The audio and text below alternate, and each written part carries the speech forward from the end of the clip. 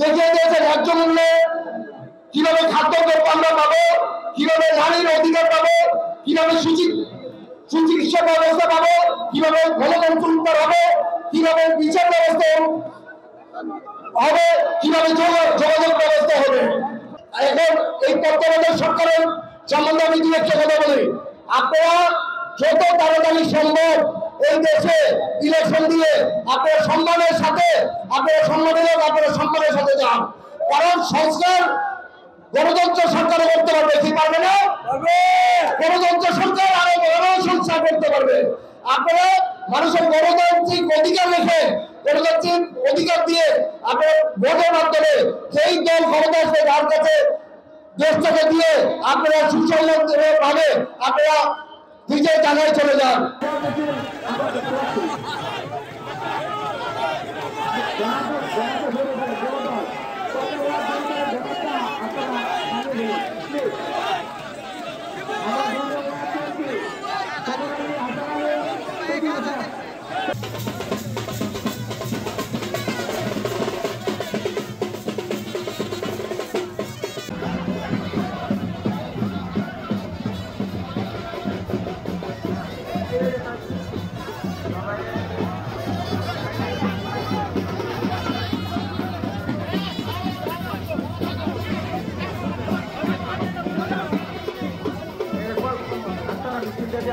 একটা লোক সামনে আসেন, আপনাদের ব্যানারটা দেখতে পাচ্ছি না, একটা লোক সামনে আসেন, নাম্বার করে নিতে পারলাম আমার